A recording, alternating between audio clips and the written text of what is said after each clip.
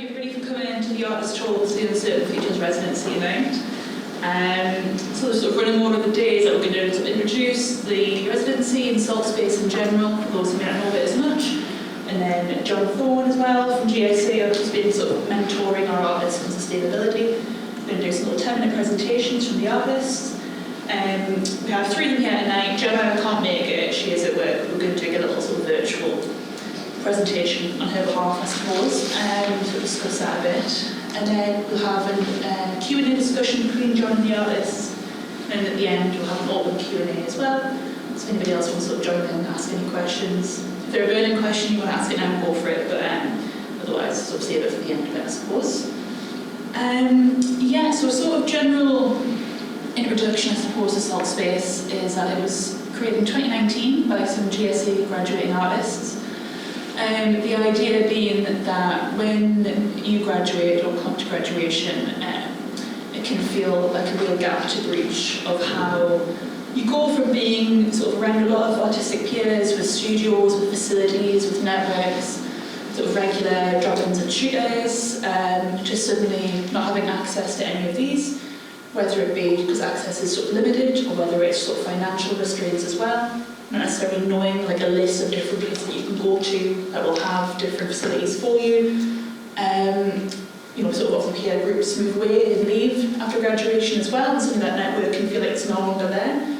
And particularly those who are sort of more vulnerable, have different access needs, more diverse backgrounds, can feel even more difficult to access these things.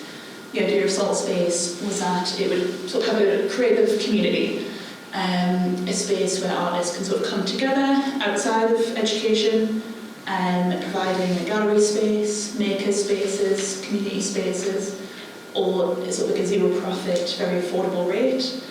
Saltspace has changed quite a bit over the last few years. We used to be based in Salt Market and the High Street. We had a gallery space, maker studios and a community space there, but we're now going to be based in the Axiom Building and in Donut Street. We no longer have a community space, but we still provide sort of artist studios, we provide an affordable gallery space, and we're also producing more community workshops in our programme as well. We've had a lot of big change. I think we have grown quite a lot over the last few years. We have a membership base, and that membership has grown quite a lot. And about 2 years ago, we began designing these residencies. So they are funded by Creative Scotland. It was quite an intense time. Holly was doing quite a lot of the application, and it's the biggest project that we've ever done, basically. We have ran residencies with GSA, sort of more internal residencies as well. We have a big gallery programme. We do markets, we do annual member shows. So we definitely have a lot of experience in all these sorts of things, but this was the biggest project we've undertaken. And we were successful in the funding, which was brilliant, and hopefully hold us in good stead in the future as well for different kinds of funding applications and being able to really strengthen our programme and provide more opportunities to artists in Scotland. The idea of these residencies was to be able to partner for artists with different local creative organisations. We chose to work with Gale, Street Level Photo Works, Print Plan and Glasgow Ceramic Studio. All of those partnering organisations have been massively generous in the residencies with their own sort of time and support and facilities. And it's been brilliant working with them all. The title of the residency is Uncertain Futures. We sort of chose that about 2 years ago now. And at the time it felt very apt. Obviously a lot of things were going on in the world, different wars had begun, government policies which were really affecting everybody, but also affecting more vulnerable people in society as well.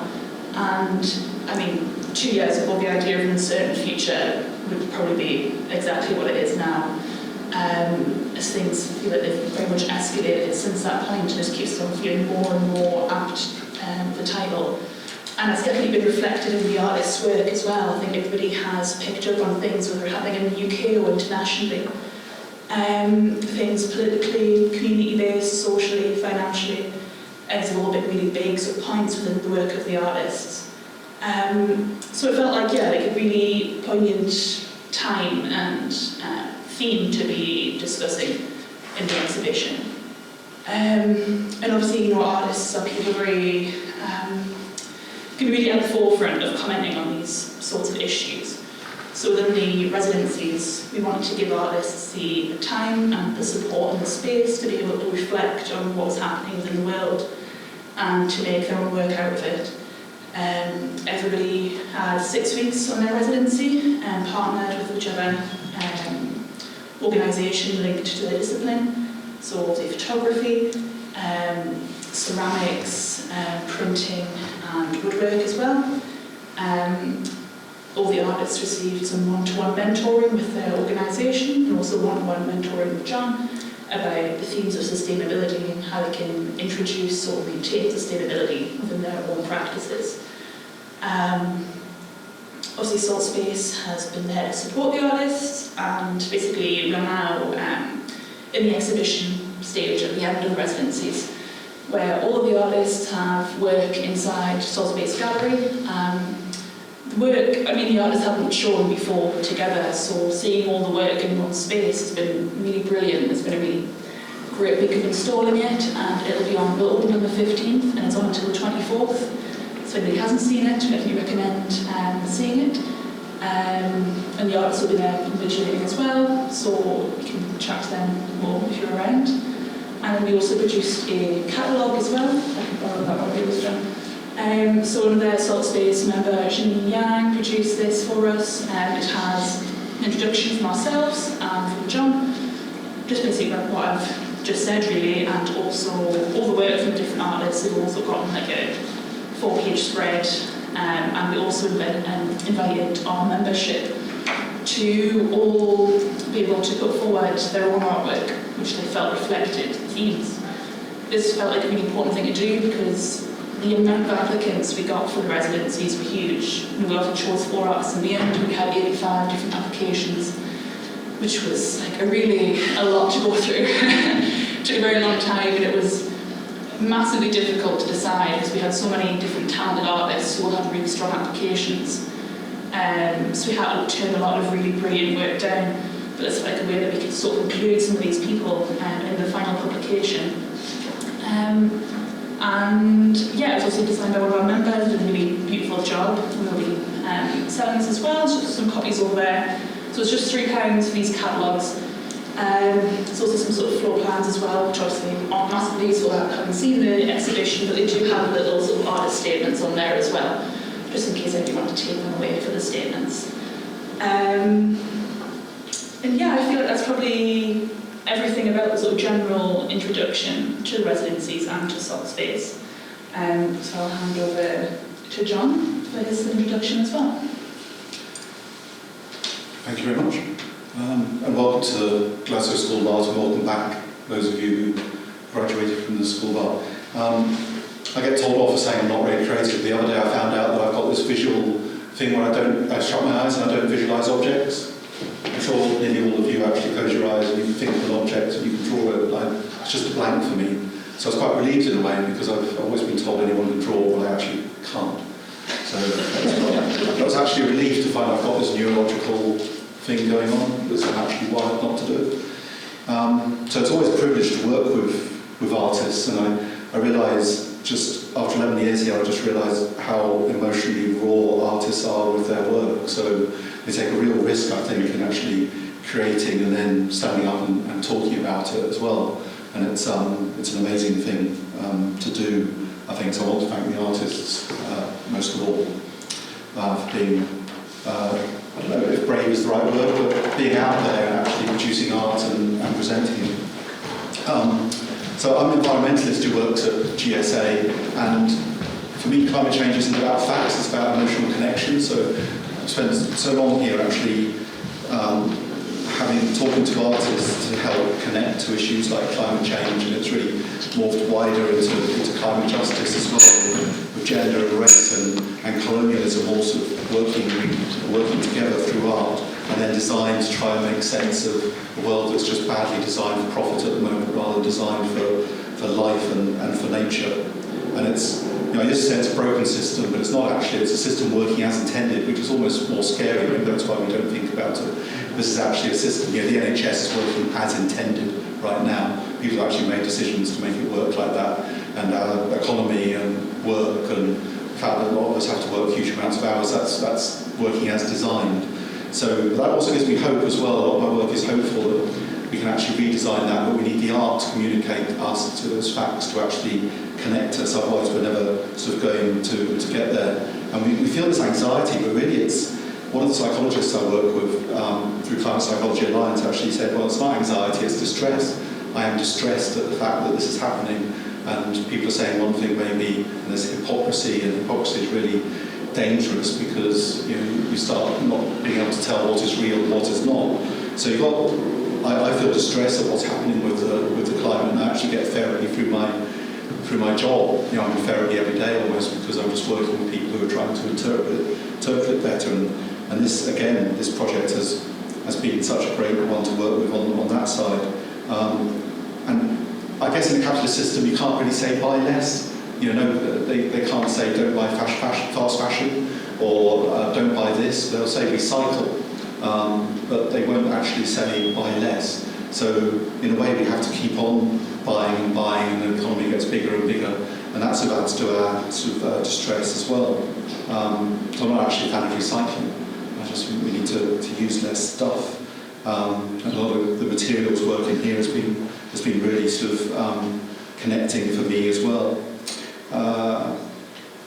And so we need to emotionally connect, and as Ryan Haraway says, we need to stay in the trouble. We need to actually be in the trouble instead of on the outside looking in. I think art for me actually takes me in and places me sort of inside it rather than being a bystander.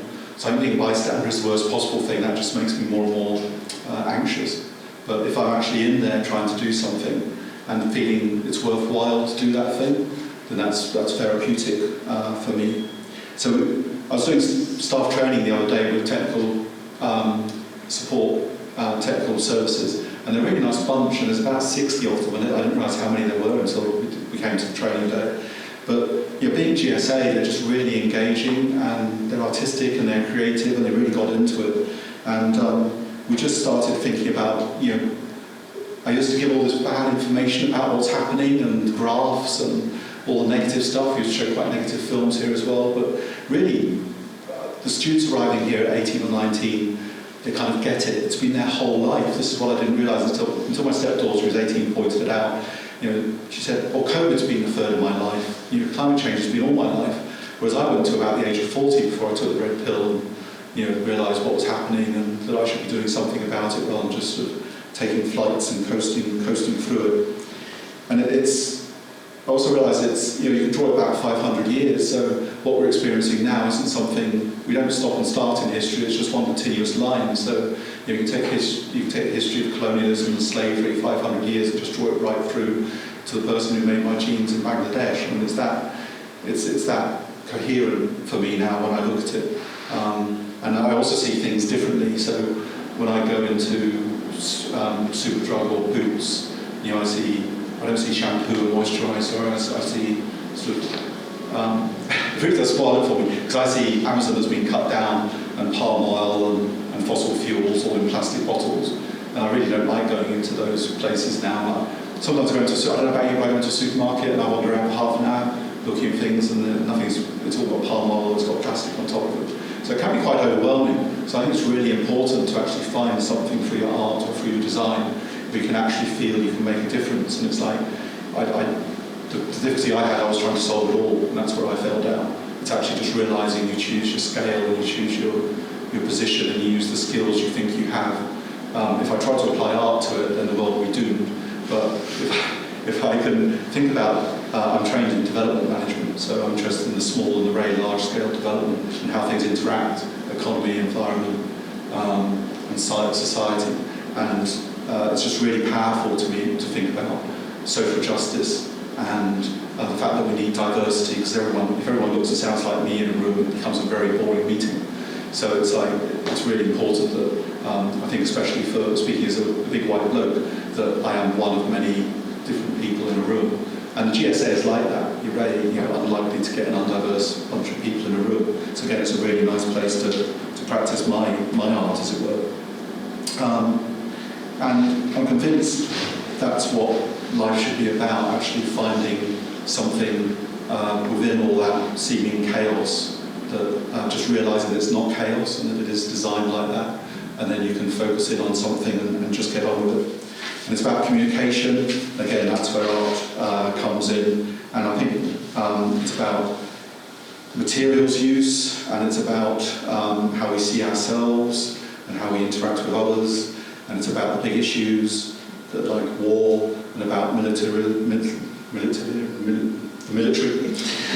It's about these big things we don't really talk about, because the military keeps fossil fuel going, fossil fuels keep the military going, and we don't really touch on that except in work like this. So for me, it's been yet another sort of growth experience, and I'm just very grateful to Saltspace for approaching us and sort of coming up, suggesting I get involved with it. But I think today is really about the artists, so I'm going to stop there, and I'm going to introduce the artists to give us a bit of a talk themselves in their own words. So, Bel. I've got Jemma's one up first, though, okay. Sorry. Jemma's not there. You don't mind that? So Jemma was our photography resident artist. Photography? I'm not sure what I think. No, woodworking, hold on. So woodworking resident artist, a girl Gail. She can't be here today because she is working, so she sort of sent some texts and some images through for us to discuss. Do you want me to read through this, or don't mind? John sent some questions to Jemma beforehand, so sort of her answers to them. So about her practice. My current practice explores certain materialities in their raw form, intervening at the moment of maximum potentiality. I subvert the raw form through a heuristic approach into contemplative sculptural arrangements, working with materials of plywood, oakwood, timber, cloth and concrete. I explored themes of harmony, balance of arrangement, post-collapse and objecthood. Being part of the Uncertain Futures Residency programme with Glasgow has allowed me invaluable time and space to reground my artistic practice after my Masters, returning to more elemental materiality. Working with the theme of uncertain futures allowed me to reflect on the ecological impact of my work and how I can begin to situate my practice in a more environmentally conscious way. Here is a picture of Jemma's work, The Nature of Nature, 2023, which was made at the Residency.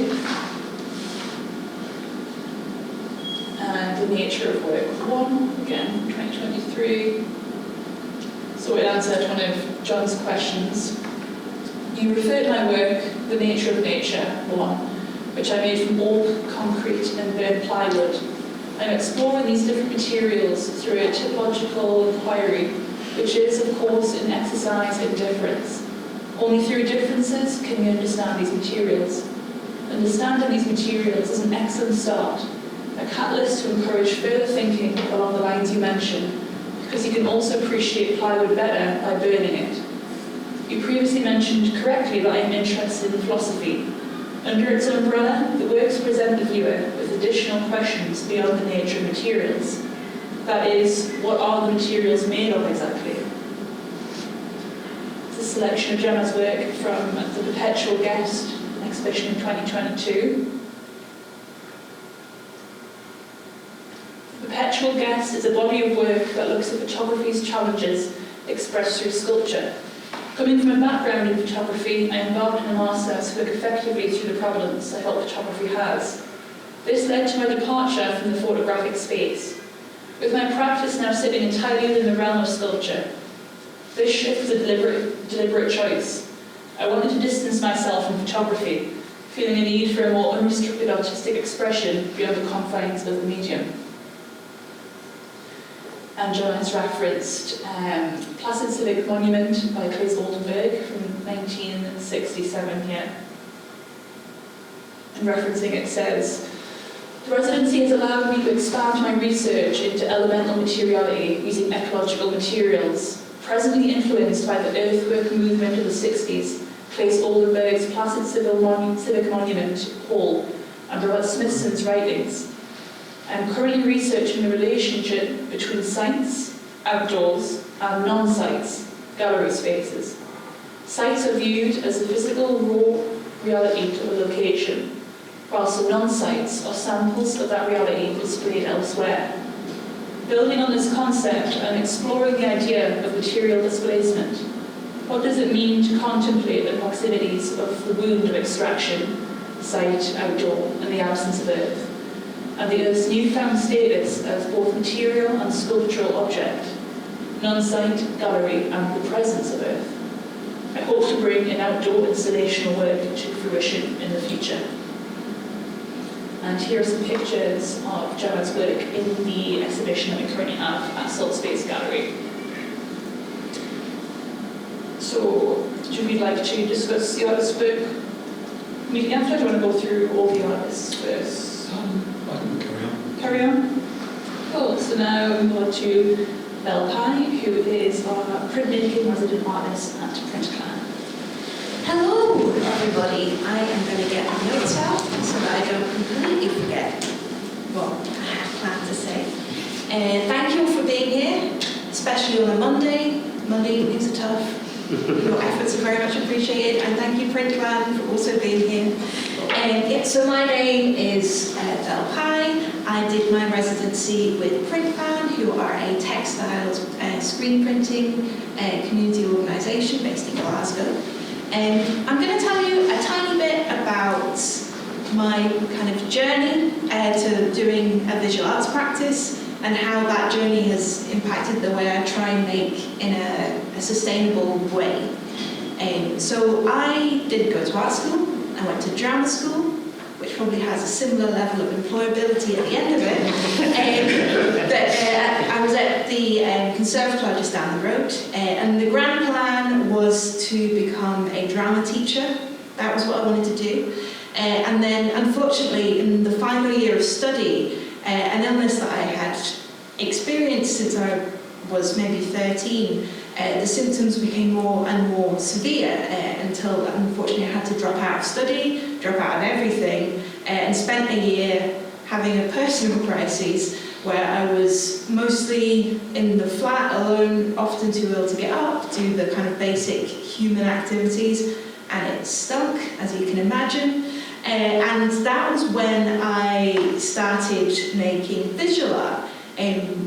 I had a creative expression as a performer and a teacher, but you've got to have lots of beans to do that. You've got to be full of beans. You've got to have so much enthusiasm and energy to work with people. And part of the symptom that I had was this huge fatigue and not being able to get out of bed a lot. So I started to make visual artwork because you can do it sitting down, which is great, big fan. And this helped me in a lot of ways. It helped me to feel productive when I wasn't able to do any sort of work. It was a good distraction from what was happening. The rhythm of sewing or of drawing was quite soothing. I gave them as gifts to other people, so I still had a little bit of connection with other people. And it was really great when I was pissed off, which was a lot. So I think one of the first images that I have up here was a selection of DWP survival cards that I made. So they're made out of a cardboard box, and the DWP is the Department for Work and Pensions. They are in charge of many of the disability benefits in the UK. When I was going through applications for disability benefits, they were all run through Westminster, and they were notoriously awful. So these are some survival cards that I made for myself to put around the flat to get through that ordeal. And the next slides, these were made out of an old tissue box, the quiz guide to surviving the DWP, ATOS and other monstrosities. And I sent these out to friends who were going through the same very unpleasant experiences. So I started to make visual art not in an attempt to build a career, not with great plans to make great work, but mostly because I was very pissed off. And I was making with the objects and items that I had at home, because they were available. I didn't have any income at the time. I was making do with what I had.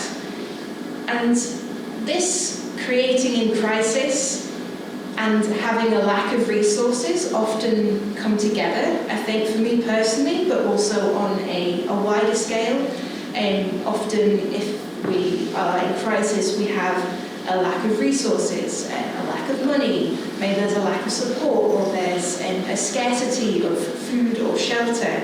So often I have noticed when people are making work in times of crisis, they're not purchasing new materials a lot of the time, but they are making use of what they've got. And I think textiles are particularly common in this because they are domestic, can be found around the home, and they can be pieced together, which doesn't sound like a big deal, but it's pretty exciting, or at least I think so. If we go to the next image here, so I think a great example of these are aparillas. Aparilla is the Spanish for burlap, which is the name of a material that you would make sacks out of in order to carry goods, produce. And these artworks were created by people now living in what we would refer to as Chile. They were created by women in 1975, just after the military coup during Pinochet's regime, a dictatorship. So these women were making artwork. They might not have perceived it as artwork.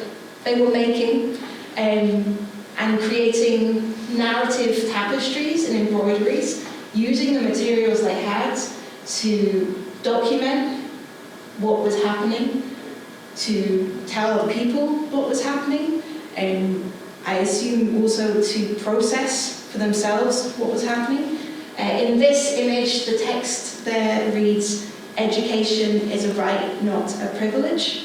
And so these pieces of work were overtly political, and I think they are a fantastic example of how in crisis, when we're dealing with a lack of resources, we make with what we've got, and often that is textiles, and I think often, especially women, who may be expected to remain in a domestic setting, textiles are one of the most readily available resources that are to hand.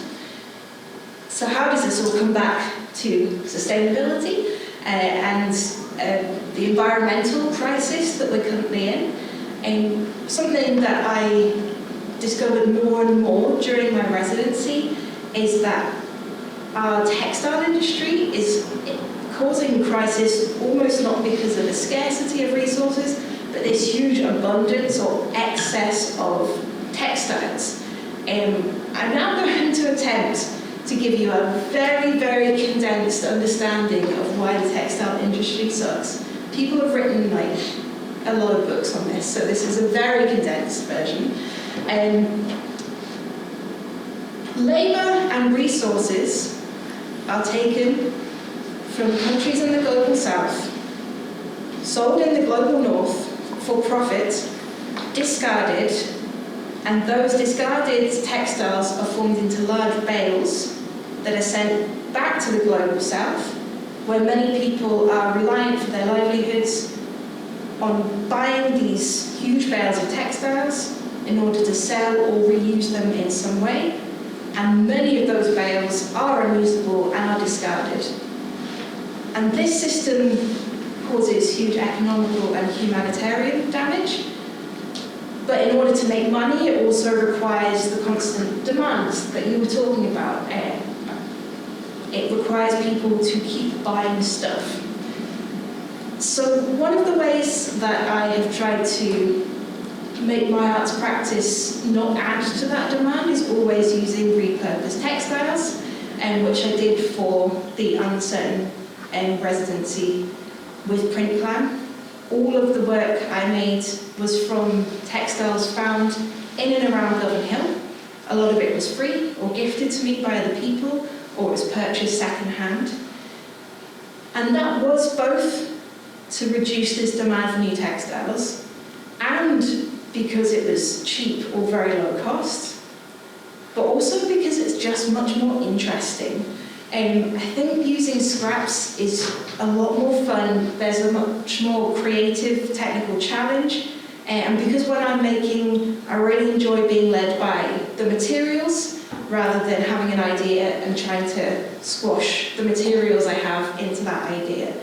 So overall, I try to create an art practice that does not add to the demand for more stuff and that works with stuff we already have, for a range of reasons, sometimes necessity, sometimes creative interest, but overlying all of that is that hopefully by trying to reduce that demand for new things, I can pull in the opposite direction of a marketplace that relies on greater and greater demand for more textiles.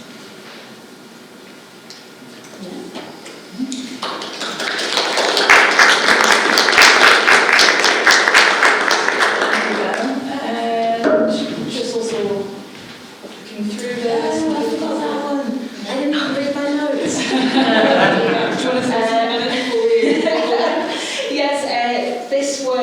One of the first artworks I ever had in an exhibition. It is biro drawings on the back of DWP envelopes. They were notorious brown envelopes, which have now been changed to white envelopes, which of course has solved all the problems. Yeah, they were drawn with biro on these envelopes because that's what I had to hand, and actually worked as pieces of kind of history in and of themselves. Thank you. And then just to get an idea of the work, again, that's in the exhibition at the minute at Saltspace. This is some of Bel's work. This is 2 tapestry pieces that hang at height of the ceiling. This larger work as well, again, hanging from the ceiling. It's kind of larger scale work here. And then finally we have this piece as well. There is also a scrapbook which I haven't got a photo of just here actually, but these pieces are all installed and all using sort of reused and found materials as well. Some of which were some Saltspace bags as well. Blackout curtains. Great. So, if you want to go next, we can. We'll skip through. Yeah.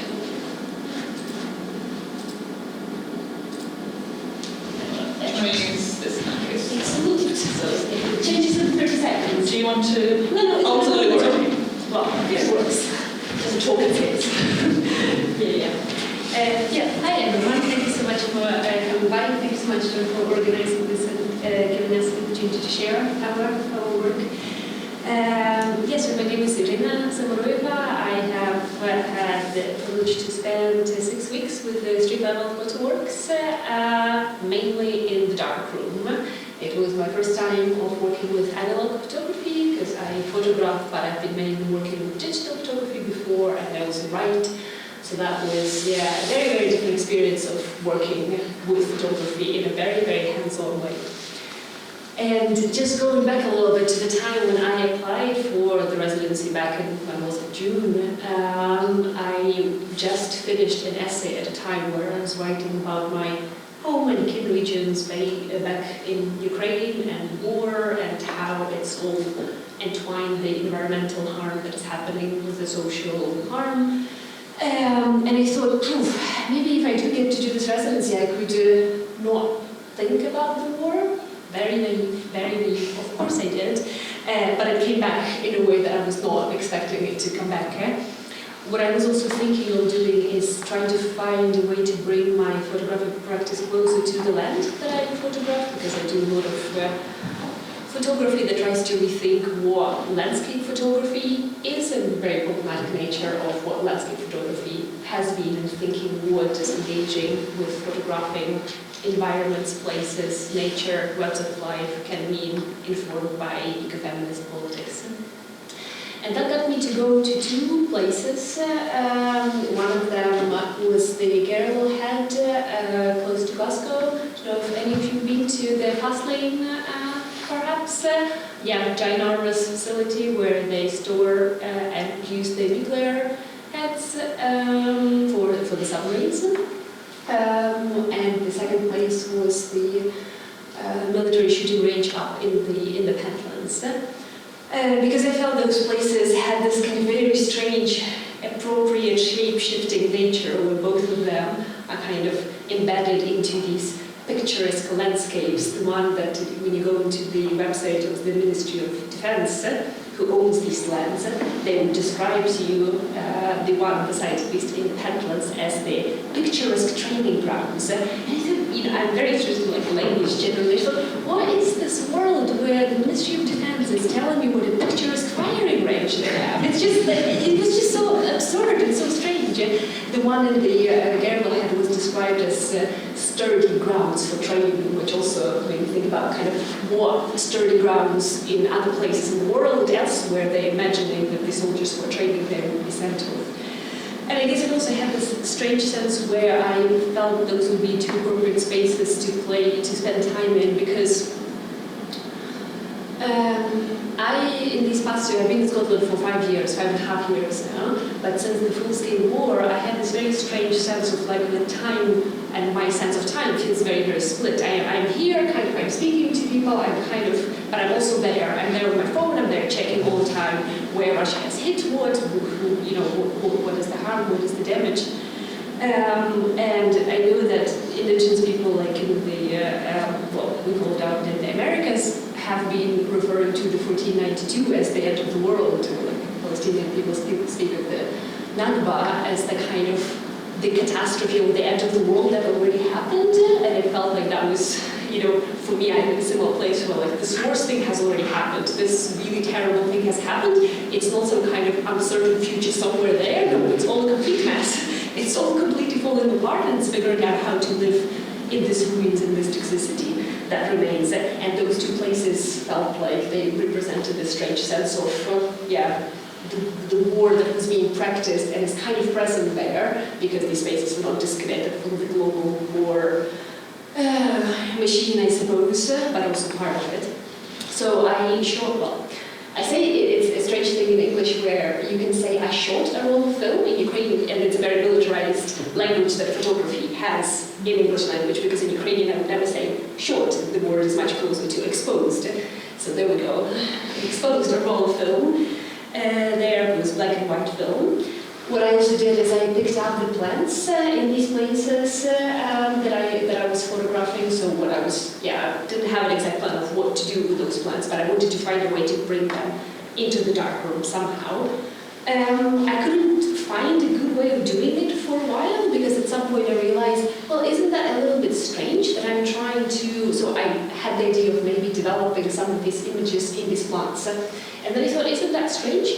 And that we as humans don't really have, for example, stuff in our homes made of other human bones. Well, at least I don't know, maybe some people do, but it felt like I was trying to do the same thing with plants, where why do I think that I can develop a photograph of, say, a field full of heather with heather itself? Isn't that a weird turning the thing onto its own?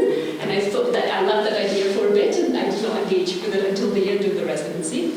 And that's where geranium came in, and that's the title of this work is Geranium was falling and landing elsewhere, because geranium is a very special plant for me. It's a plant that I associate with home a lot, with my grandmother kept it on her windowsill, and but the way that the geranium came into the story in a very militarized way was when I saw, I can't remember exactly what it was, I think it was early on during the residency, there was a photograph of shot down the Russian drone, the military drone that they use, you read the news, you read, this night Russia shot like 80 drones tonight, or 100 drones, or 20 drones.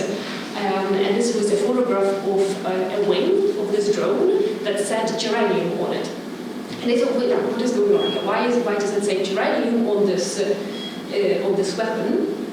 And I called my dad, who served in the military back in the Soviet times, to ask if he knows backstory, because I do like doing research in a personal way, like doing it properly also, but asking people that I know for information first. And he was able, from the top of his head, share like 5 or 6 names of plants that were also used as names for tanks, artillery, guns in in the Russian army. So it's a thing where they name these deathly weapons after blooming plants. There's a few names of trees, but mainly it's plants that bloom. And who knows, what is that, some wicked joke? Is that a perverse, dark sense of humor? What is going on there? There's no explanation anywhere. But the idea of this also shape-shifting nature of geranium, the way that it gets folded into this, into the war in this bizarre way, really captured me. And where, kind of linking that back to what I was saying, that plant, or geranium as a plant, is connected to my grandmother for me a lot, is also having to do with, she died a few years ago. She was 94, she was of the generation of people who survived the Second World War and had all her war stories. And before the full-scale war that is happening currently in Ukraine, war stories were my grandmother's stories. It's something that I heard from her. It's her digging trenches somewhere. It's her friends dying. It's all of these kind of things that is a generation or two generations removed from me. And all of a sudden, I'm not there personally now, but my parents are still there. I've been there a few times. I have lots of friends who are fighting there now. And all of a sudden, somehow I use the same words to describe what is going on. And it's, just kind of, she had her own geraniums. Now I have this weird overlay of geraniums. So having spent a lot of time thinking about geranium and war, what that meant in the dark room, I thought, okay, I took those plants that were laying for a couple of weeks that I gathered, and I brewed a solution with them, so brewed them overnight, adding some geranium petals into it. So I don't know how many of you have tried brewing any random plants that you've gathered. That was the first time that I've done that. Yes, some people are nodding. But it's, I guess depending what you add, but this thing, it filled the whole flat with such a wonderful scent. And I also was doing it on the equinox. It had the most kind of magical, brewing, witchy spell energy to it. Because I thought I wanted to develop the images of these militarized landscapes that I photographed in the solution that has the geranium in it, because that overlaid also on me reading Greek myths at the time, as you do. I don't remember what got me to reading Greek myths, but that was a theme then. And I, by coincidence, just read a myth where the Hercules or Heracles in some versions managed to kill the Ladrian, the many-headed Hydra, the one that kept growing heads as he was trying to smash them down, and the way that he was able to kill her in the end was by dipping his spear into her blood, so kind of using her own blood against her. And I thought, well, can't I take some inspiration from the geranium and turn this kind of vegetal geranium against itself in its militarized version? And so that's why I added the geranium into this mix and thought, well, it's going to be my solution. Solution as a not solution for the problem, but a solution for the development of liquid. I brought it to the darkroom the next day. I was nearly shocked that it actually works, that I managed to develop images in it, because it does feel like complete magic. You add a bit of soda and a bit of vitamin C, and it's like, soda, vitamin C is like any citric acid would do. And those are the magic ingredients as well, because what can't soda do? Like, you can clean stuff with it, and it turns out you can also use it as a developer enhancer. So at the exhibition there are two images that I've developed in that solution. So the colored one here are the ones, and of course, so magical Havignell's curtain, the one that is protecting a little bit from the light. One of them is actually changing color and having its own life, because its qualities are very different from the standard lab developers that street level and the other level use. And I guess what that means in terms of more like theoretical questions that I'm asking, because I'm writing an essay in parallel about this tracing geranium as a drone and tracing geranium as a plant, is thinking, how do we resist further militarizations of our landscapes, but in a way that does not deny the possibility for those fighting fascism to defend ourselves. And by that I mean that some Ukrainian soldiers are coming to some of these places, military training areas in Scotland, to learn how to do, say, bomb disposal, for example. And would I oppose that? No, I wouldn't, because I know that those skills will be so vital when they go home. But at the same time, do I oppose the BAE system sending weapons it's, you know, how do we hold those two stories together? How do we build this meaningful solidarities in a way that doesn't see things as just like, oh, black and white, military is bad, kind of full stop, right? It's a more nuanced conversation. We need to understand how these militarized landscapes also created their own dependencies, and why is Ukrainian army dependent on the West, or the whole other big story in there. I think that's just the biggest question. That has definitely more questions than answers there. And in tracing also both geranium as a plant and as a drone has also gotten me into very strange rabbit holes of tracing the drone and how it's produced is an incredibly complicated story, and most of these drones that Russia renames as geraniums are actually Iranian-produced drones, and Iran produces them, mass produces them, but they buy components from all over the world. The drones that they are shooting down, most of the components there come from American companies. Of course, America denies selling any drones directly to Iran, but thanks to all the middlemen, that is still possible.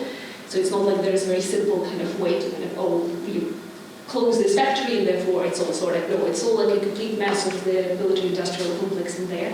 And tracing geranium as a plant also is a very complicated story full of shape-shifting misunderstandings, because what we call geraniums is actually pelargoniums, and it has to do with the complicated mix-up, thanks Carl Linné, who insisted that these are geraniums and not pelargoniums, but they come from South Africa originally, and they're super common in Scotland and all over Europe now, but originally South Africa, like big biodiversity hotspot like Amazon forest kind, where this plant was extracted for its healing qualities because it has calming down effect, and now a pharmaceutical company in Germany has a patent over using geranium as a healing thing. So it's, infinite layers of the messed up colonial exploitative logics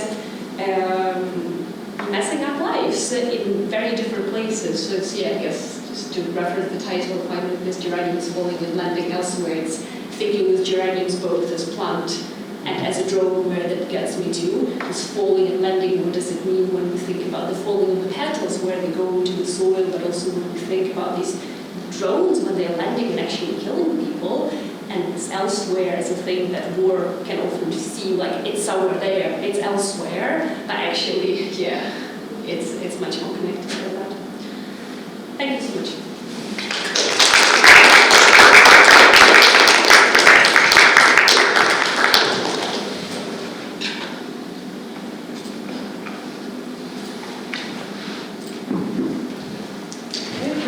Hand over to Oren Shoesmith now, who's our ceramics resident at the ceramics studio. I've got quite a quiet voice, so if anyone can't hear me at any point, just give me this kind of. And I actually don't know. Hannah very kindly put some photographs for us together of the work that I have in the show. I haven't seen them yet, so we're going to receive them together for the first time, and I'll talk a little about them. But just by way of introduction, I was in resident at Glasgow Ceramics Studio, which is kind of like just by the Metropolis area, if anyone doesn't know. And it's a really amazing space. It's a co-op that's been running for 20 years, and it's full of very knowledgeable people. So I feel like I learned so much collectively while I was there, just because people were really passionate and really free with their research, which was really incredible. So the project that I wanted to explore while I was there was to kind of think more deeply about cairns as structures, which kind of appear in different moments in history, have a modern precedent as well as an extremely ancient one, and that ancientness is still happening. It's also modern in that sense as we occur occur, and they occur naturally in the landscape with us as modern subjects. And I wanted to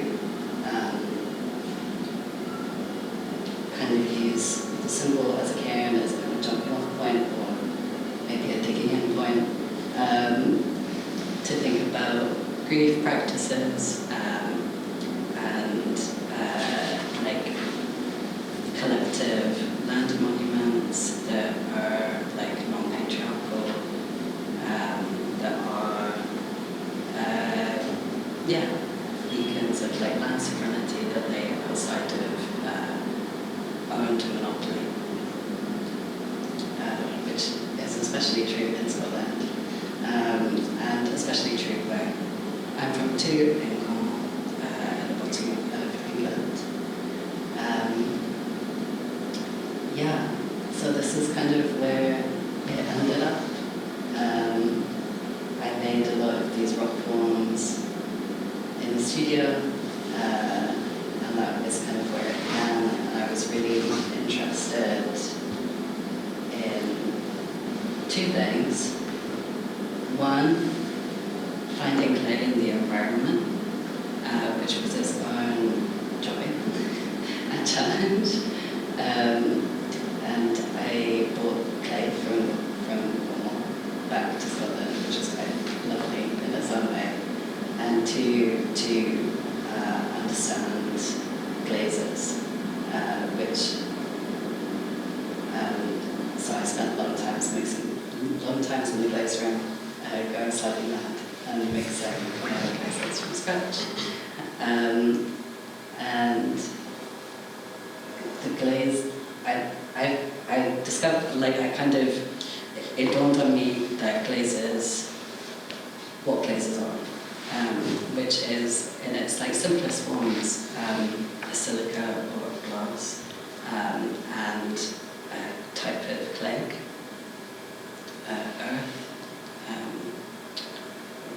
earth made from rocks, and a type of flux, usually like a type of quartz, and that combination makes glaze. If there are any synopsis in the room, this is my very base level understanding, and one of the materials that I really wanted to explore was ash as silica, which is the oldest glaze in the world, and has like a lot of interesting, or it calls into the room like how glazes were found in the first place. Like, this is an abandoned material at a hearthside or a campfire 4,000 years ago that would have been caked onto the surface of the ceramic as it fired and turned from clay into ceramic, and it bore with it this glassy surface. Yeah.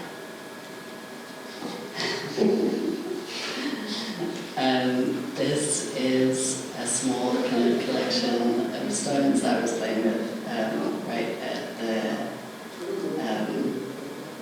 bottom of the gallery. That's called the Gospel in Opening, and it's like a sacred totem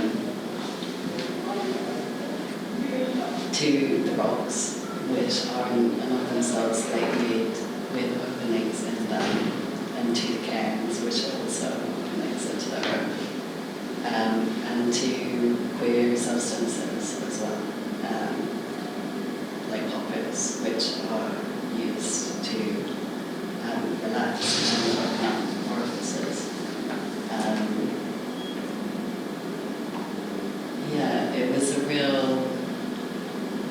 It's a real kind of dedication.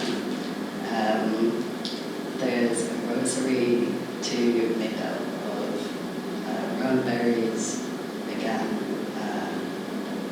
rosaries as ways of opening into prayer and gratitude. So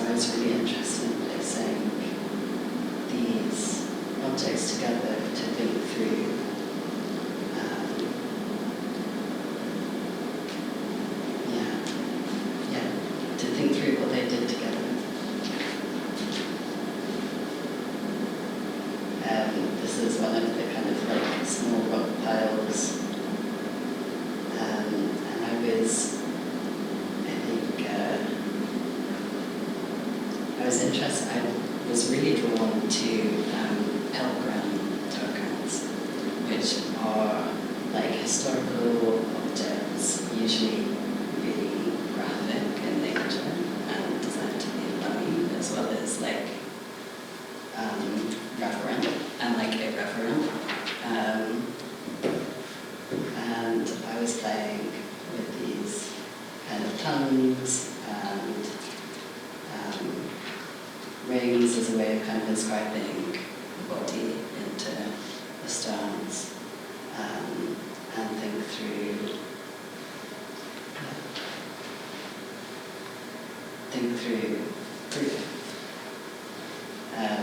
this more tongues, more rings, more holes, more rocks. Yeah, I see this as a kind of biblically accurate angel, actually.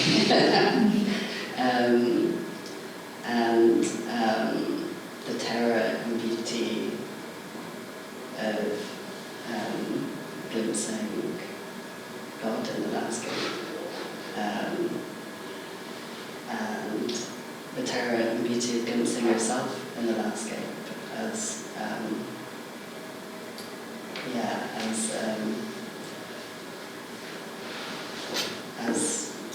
you truly are, as opposed to kind of a scaffolded modern subject that has various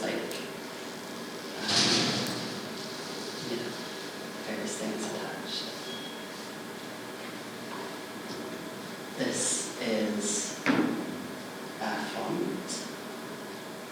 It's called Wellspring, and it's very good photographs. For, it's right in the corridor just as you enter the gallery, and it's quite darkened. And it was there to kind of offer some sanctification on the way into the gallery space. And the holy water was making a mixture of water from St. Creed Holy Well in Cornwall, which is a very famous holy well that has lithium deposits on the inside. And testosterone gel and testosterone oil, which is medically manufactured hormone replacement therapy, and vetiver oil, which is the essential form of vetiver oil. So this was kind of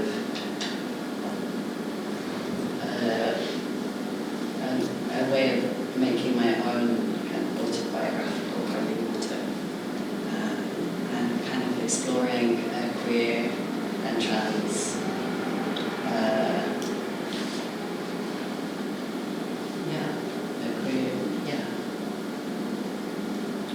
a way of experiencing a different form of sanctification.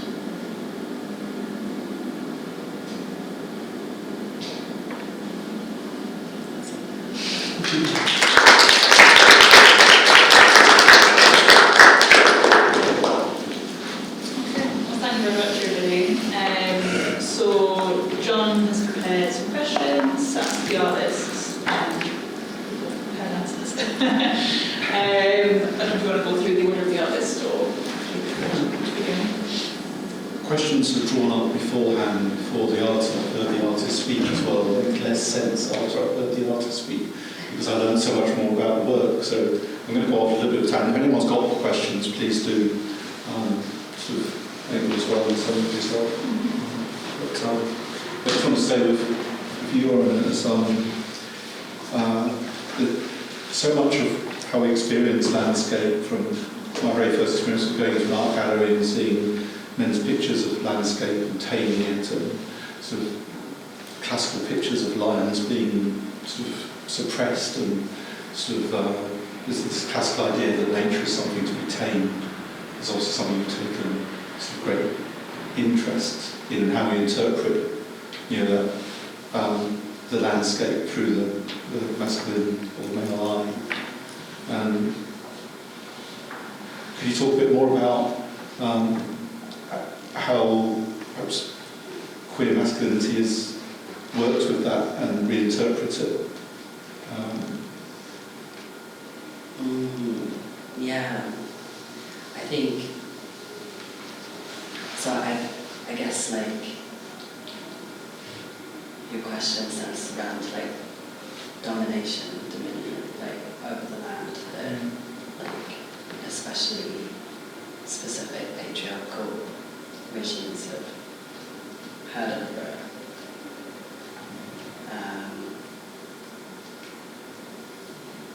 Yeah, I think it's really interesting, especially in Scotland, because there's so many industrial landscapes here, like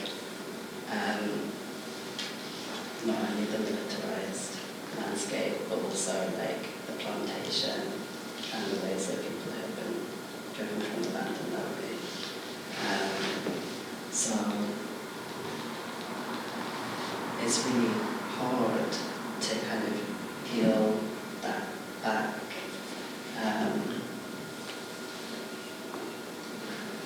When to like leave the cityscape is like to enter into another industrialist space. And like how that has been like mined for profit. So much of what has happened to the landscape in Scotland. I mean, I've been 30 years up from England, 30 years I've been in Scotland, and every week I come over from Arran and I wait by the bus stop, and there's an actual monument there to the clearances, and of course I learned nothing about clearances in the English school system, nothing at all. But yet, every week I'm stood there and there's 86 people who were taken off in 1829, and it's remembered and it's honoured in that space. But the really horrific thing is they took a stone from each of their demolished houses and they built a cairn on Nash front, on this beautiful space where all the tourists go, and the minister stood on top of this cairn built from the stones of houses that have been demolished, and he preached, probably the pay of the landlord, but preached to the people who were being forced onto the Caledonia, which was going to Canada a few months at sea. So someone told me ages ago there's not a bit of Scotland that's not been changed by man, and I use that word deliberately. And it's every single square metre you point to it almost, maybe the top plateau of Cape Horns hasn't been. But it's everywhere we look, and it's in the fifth of Scotland that's Grousmore, and it's a man who go and shoot stuff. And it's that kind of gets overwhelming for me or not. Unless obviously overwhelmed by stuff these days, but I still find it overwhelming that all this landscape I love is actually artificial. And it's been made for a particular reason, or people have been cleared off. And it's a hostile landscape almost. It's almost like a militarised landscape.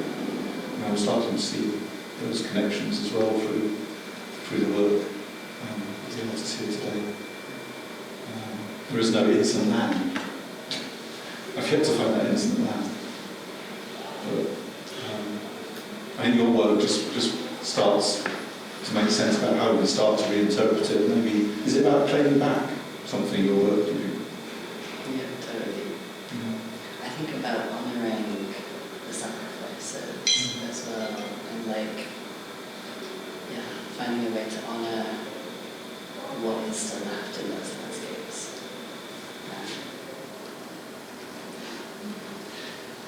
I suppose, Iryna, can any militarised landscape or cleared landscape be beautiful? Is it beautiful to you? Was it beautiful up at Faslane? Yeah, it's such a complicated question for me because I did spend a lot of time during this residency thinking about what is beauty and what role morality plays or doesn't play in feeling or perceiving beauty, because we're always born into a society of whichever society we're born into that gives us kind of a script what to consider beautiful, and it takes certain effort to go off of that script to be like, actually, I'm going to say that this is ugly and this is beautiful.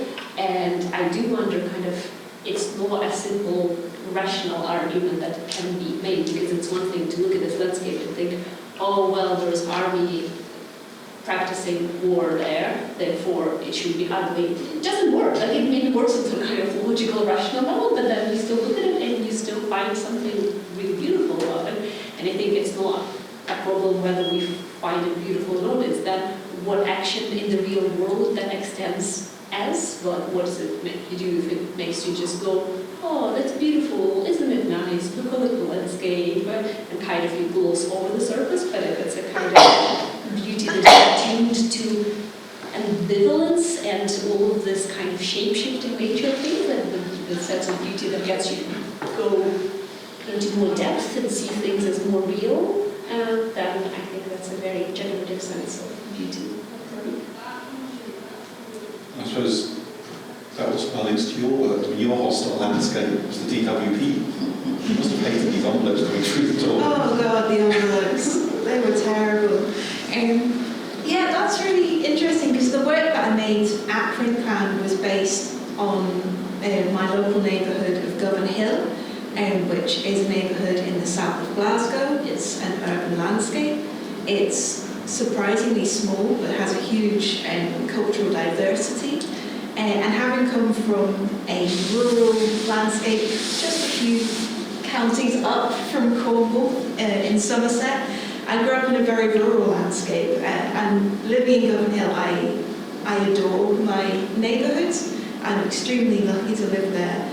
And there is a lot of negative press around Govan Hill. There's a whole bunch of problems in Govan Hill, and I think it's stunning. I think it's really beautiful. It would be great if we could get the bins collected more often, but aesthetically, I think it's gorgeous. A lot of the reason that I wanted to take textiles from Govan Hill to make the work is because Govan Hill is made by the people living in it. I think that's probably the same for many landscapes. And all of the people living in that neighbourhood have a certain relationship to textiles. There's a lot of very intense cultural relationship to textiles. And I wanted to see if I could transfer that kind of vocabulary of textile into the work that I made when I was at Printcran.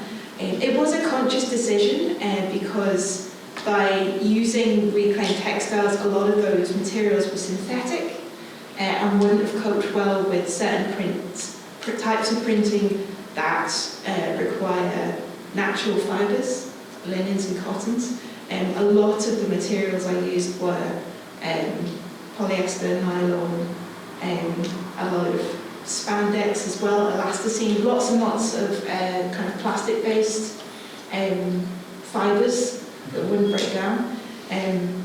Yeah, I think having come from a Somerset rural landscape, which people refer to as natural, but is actually heavily monitored for agricultural purposes, I think that it is in many ways beautiful, and Govan Hill, in all its messy glory, is also beautiful, and that they're both equally man-made.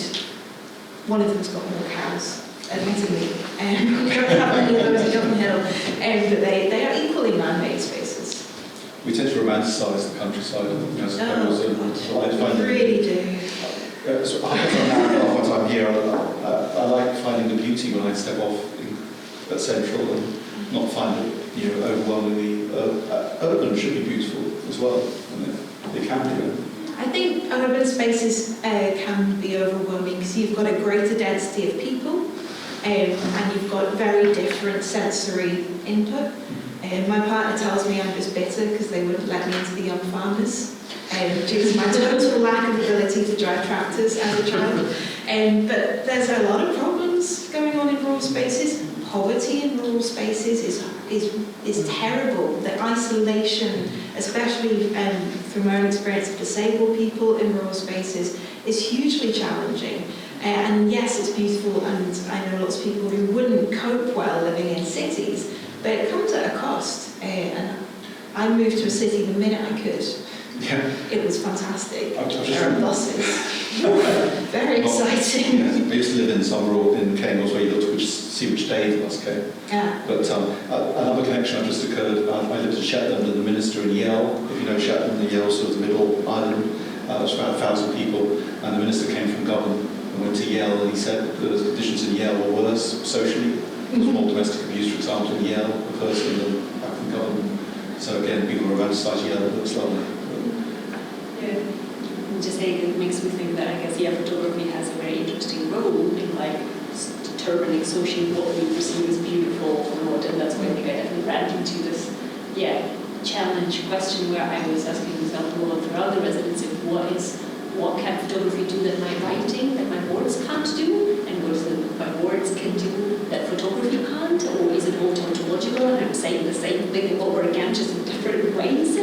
And I think it's something around when you search, for example, for any of these like Girl Ahead or the pamphlets, you have to scroll very, very far down to find any pictures of like the training areas. So you're going to get like the pretty landscape pictures. Maybe partly because both of them have signs every 20 meters. Cameras are prohibited here to not make photographs. So I was like, hopefully no one's going to ask me to, explain. The police came to me like in one of the photographs. The first one with the trees there. It took like police like 2 minutes, like literally less than 5 minutes definitely to arrive. Once I got the cameras out, who were all being very cute and asking me very polite questions like, "Oh, you look like you don't really know where you're going. Do you need some help?" Trying to ask me. It's not the first time that I'm photographing in such places, and have my strategies of dealing with police in those circumstances. But it's kind of how what is photography's role in helping us not avert our gaze and get us to look at the things that are difficult to look at, and then think about what does it mean, these kind of beautiful by some standards places that are producing harm and toxicity, if not there directly but elsewhere. I was thinking about voices as well, voices that aren't heard. So there's a queer voice in the landscape, and the voices of people at war, and voices, notoriously poor areas have less voice, I think, as well, because who's listening? I mean, that's the connection. One of the things I've noticed about Govan Hill is people have a lot to say. One of the reasons that the project that I decided to look at posters and stickers around Govan Hill is because it is politically very opinionated. I think has a negative tone to it for some reason, but a lot of people with a lot of opinions, and I respect that. I really do. And when people talk about voicelessness, I think there's always a danger of, as someone in a position of privilege, I could charge in and start speaking for people, and that's a harmful thing to do and useless. Like, people are quite capable of having their own opinions and saying their own stuff. I've heard the term passing the microphone used in this instance, so rather than charging in and trying to say things on behalf of someone else, maybe whether they want you to or not, is to pass those platforms along to people who don't have access to them, because my experience is that a lot of people have got plenty to say. And listening. Yes. I think definitely I have witnessed people's opinions being valued less because they are in positions of less power, political power or social power. But at the same time, I don't know if you were aware of the Kenya Streets protest that happened. It was there was a raid on 2 residents of Pollock Shields, and the immigration's vans came along and knocked on the door and dragged them out with no explanation and blocked them in a van, and the entire neighbourhood came out and lay down in front of the van, and someone handcuffed themselves to the van, and people showed up. And that is a neighbourhood where people aren't often given much social political power, but that event changed a huge amount. Not just the people who were about to be removed from their home for 15 years, but the discussion that generated in Scotland and the UK globally from people that aren't considered powerful. The pictures don't tell the whole story, do they, of that protest? Because the police very much would love to have gone in and sort of cleared them out, but they were simply outnumbered. I think so. Police, I'm not an expert at this. Police Scotland and UK Immigration are different bodies, and the Home Office are Westminster run. They're not devolved, whereas Police Scotland are devolved.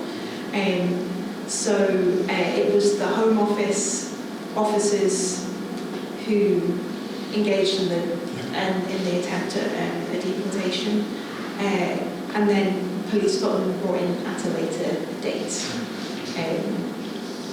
Extraordinary pictures. They are great pictures, they really are. But yeah, I think a lot of people with not a lot of power can do some pretty extraordinary stuff. Yeah. Just keeping with voices, I mean, how do we amplify voices? You know, it's I'm really humbled by what's happening in Ukraine. We sat here in a nice, safe art school, and it just feels like it must feel like another world.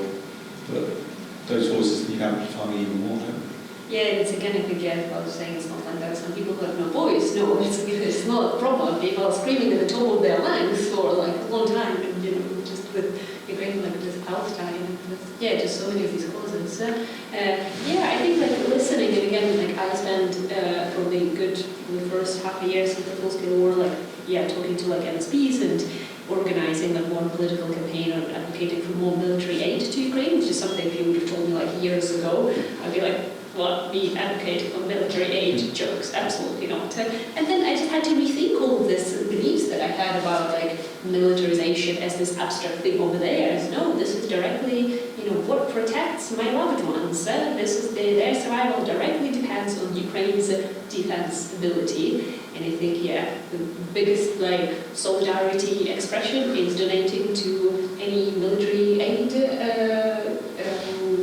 organizations. There's lots of fundraisers. There's the Comeback Alive, like big NGO that is doing amazing work in like supplying what needs to be supplied to different military units.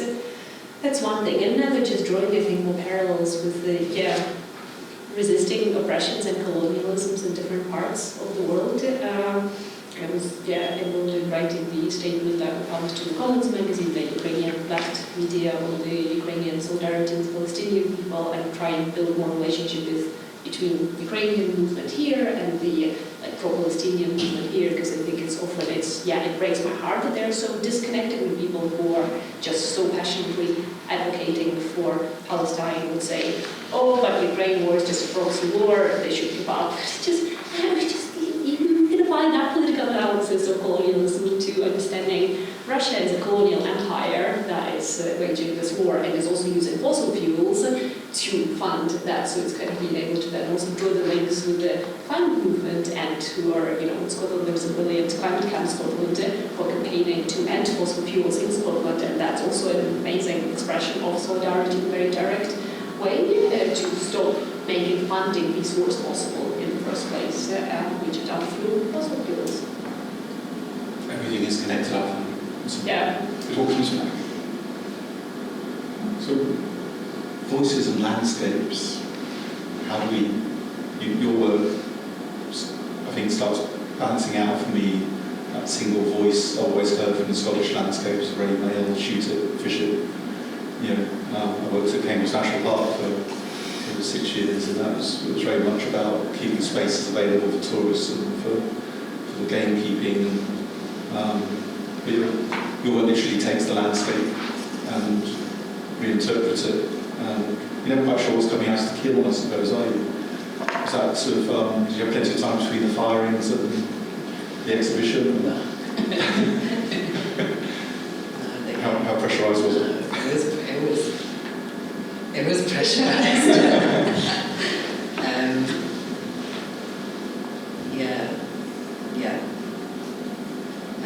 Yeah, the kiln will break your heart.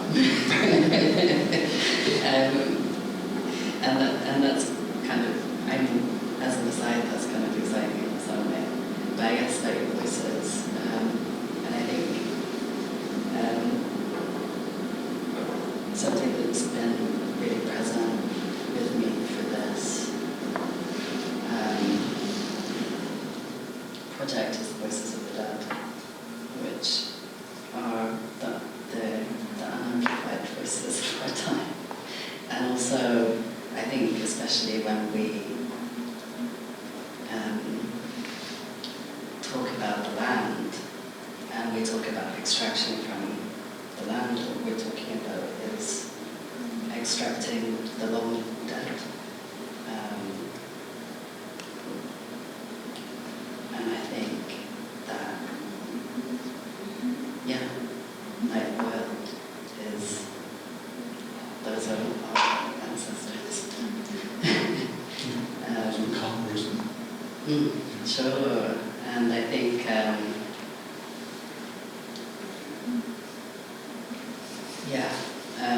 I think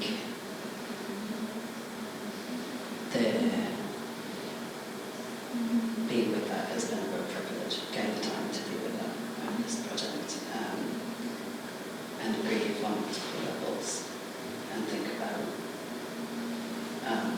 those voices has been really powerful.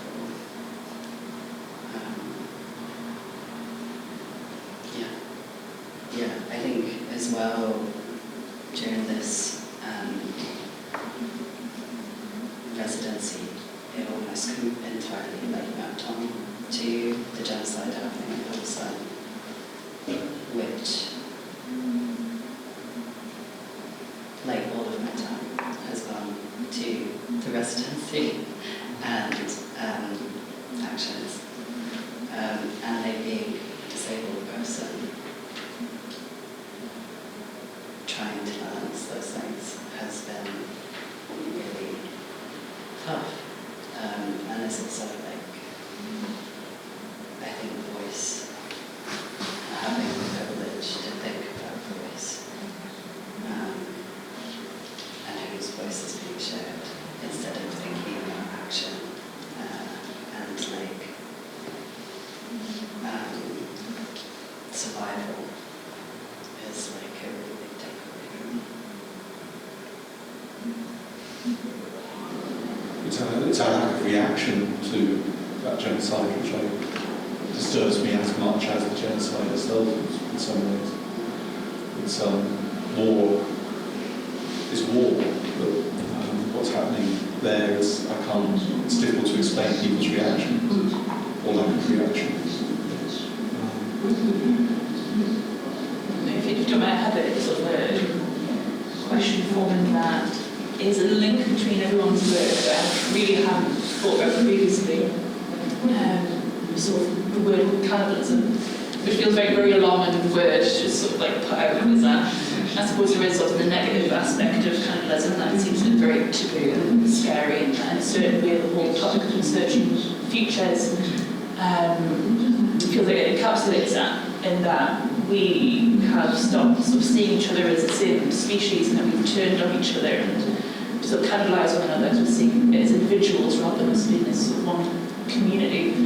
But also away from the more taboo aspect, I know that your work is sort of about mysticism, and there is a mystic and a ritual element of cannibalism which we don't really have in the West, I suppose, but in other cultures it is used as something which is sort of respecting and honouring the dead, and a way of carrying the dead through us and sort of preserving their memory in that sense. And I suppose our new work has certain bodily elements to it, though they are abstracted. Whereas no one else really has necessarily bodily-based work, but kind of does in the sense of seeing the landscape and communities indistinct from the body. seeing the inner and the outer spaces. Iryna, your work is not about domestic in the traditional sense, but it is about looking at home and identity with home and Bel, like your community of Governor Hill, and the sort of man-made city and the man-made trash that city makes, but then taking that trash and making it, sort of manifesting it into something else, the idea of things being elsewhere, but then manifesting these things into something more solid. And I mean, yeah, so it was, that sort of thought was brought on when you mentioned about how you wanted to use lavender to create images of lavender. Heather. To create images of heather. And how you sort of felt uneasy about that, and really weren't sure why, and it's almost like the heather is being cannibalised by, in that sort of sense. And yeah, I was sort of interested in what you all thought about the fact of, like, if the body is indistinct from the landscape, does that mean sort of like cannibalising the body, cannibalising the landscape in ways of sort of recreating it from its old materials, from its waste, from its trash, from its sites which are being sort of torn down for military?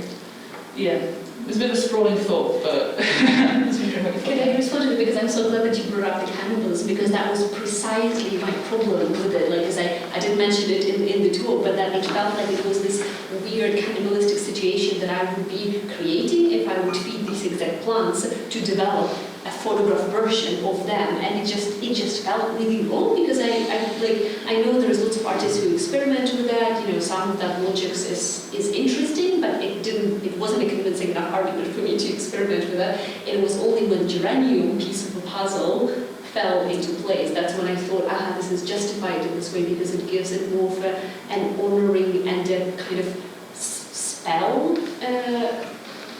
connotation to it, rather than, just gonna make these plants to make a version of those plants, and where respect and honor of the place comes into that. So it's a very personal question to figure it out and answer to.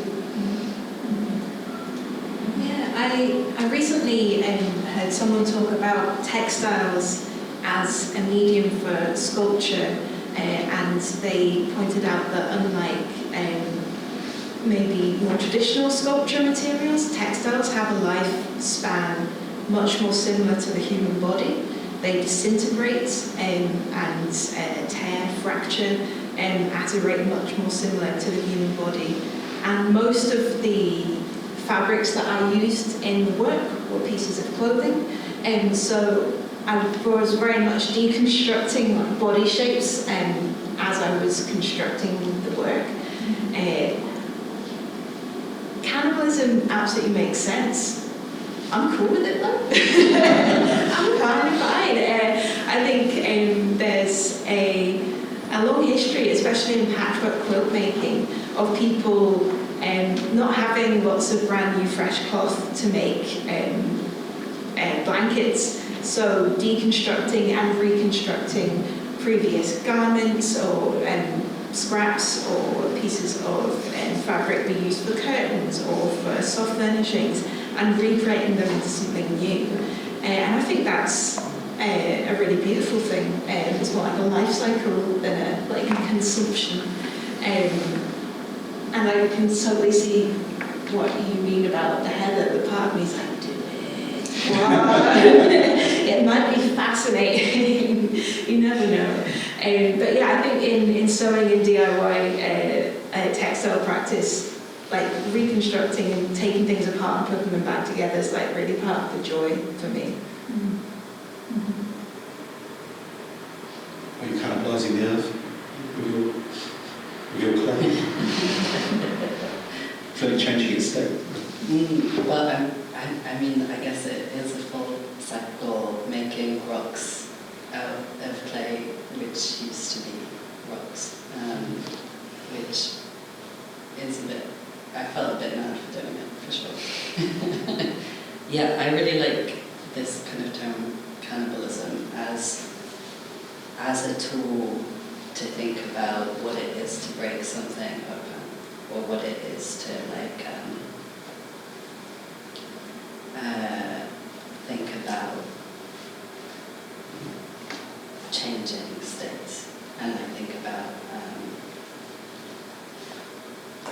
what needs to follow and what needs to be brought in. Yeah, entirely synthetic. It's really good. Sorry.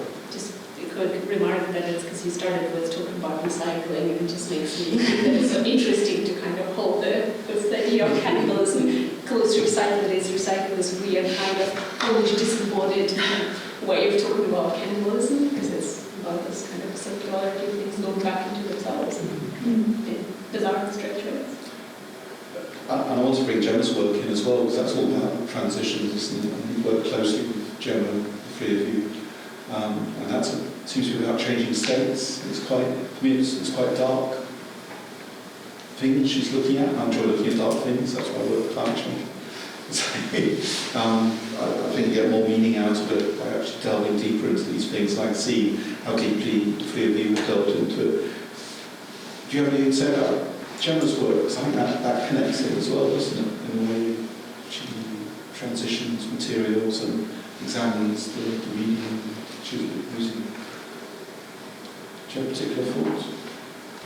I know in the sculpture that's currently involved in the exhibition, something Jemma talked about a lot was trying to capture the feeling of something like on the precipice of falling or of changing. And something that you said earlier about the fact that we're not kind of teetering on the edge of disaster, like we've gone through disaster. There's been so many kind of apocalyptic events for so many people. So something that Gemma's work made me think of is that whereas for me maybe I'm teetering on the edge of a disaster, actually for a lot of people the disaster's happened. It's not something that might happen, it's something that has very definitely happened already. And now it's a case of how do we live in that kind of post-apocalyptic situation. Yeah, I don't know how many if you have been to the exhibition in Saltspace, but it's like it's 4 poles that are like leaning, well, 3 poles that lean against the wall, and there's one laying down there in the opening. Yeah, multiple conversations with friends where we're trying to decide which of these poles we identify with kind of emotional or whatever. And yeah, I was definitely like I was the one laying on the floor. The one exhibition it already balanced somehow coping, but it was laying down over there. So yeah, I really like her work. It's like very like capturing all the awfulness, but also it's very beautiful way somehow. And it does force you into the role of witness of things collapsing. And I think something you said earlier about, for myself as well as a disabled person, a person whose capacity is very changeable, bearing witness to horror across the world is vital, but also it's not fun, witnessing these things collapsing and harm occurring.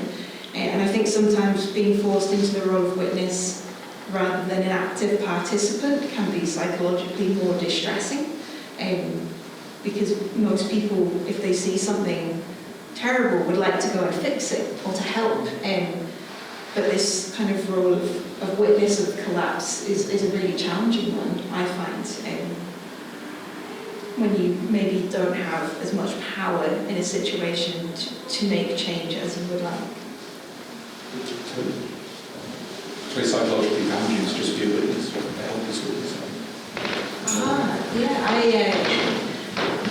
I have received treatment at the Anchor Centre in Glasgow, which is a centre for people dealing with complex post-traumatic stress. And I refer to my time there as trauma school, because you basically went for a 6-week course on learning why you were so sick. It was a lot more fun than it sounds. There were snacks, etc. And one of the things that they taught us was that during World War II, airmen who experienced greater symptoms of distress and post-traumatic stress were airmen that weren't involved in the dogfights, but who were witnessing and couldn't do anything about it. Because our human bodies generate all this adrenaline and prepare ourselves to enact action on that situation. And if we can't process that and take an action, all of that psychological, physical stress gets caught up, it gets stuck, and our brains struggle to pack that memory away in a helpful way, and it kind of rattles around your brain. And this can be something that affects people who will say, I don't understand why I'm so sick, because it wasn't as bad, you know, I was not in it, I was outside of it, I was witnessing it. But actually, from our brains processing our experiences, witnessing and not being able to do something can be the thing that leaves a greater impact. Trauma school, everyone should take it. Brilliant, really great. Those nurses knew exactly what they were talking about. And yeah, the witnessing and not being able to do something can cause huge distress.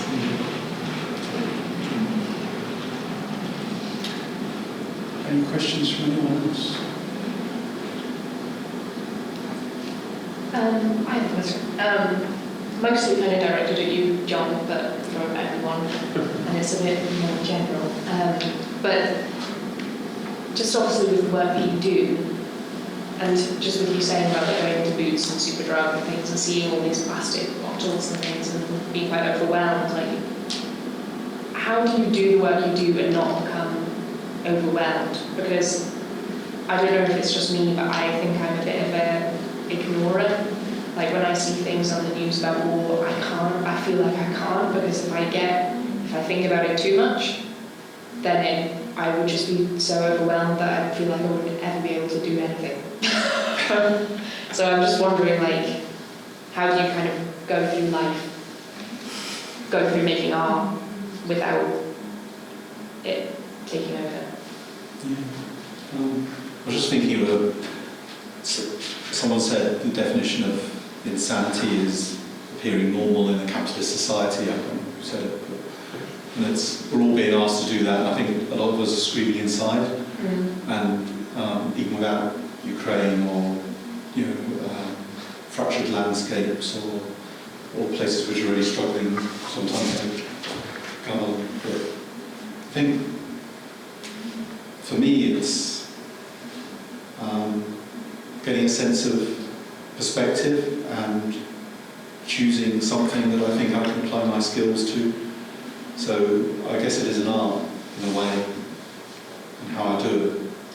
But I'm a huge fan of this idea that the worst thing to be is a bystander, and it's best to pick something and get on with it.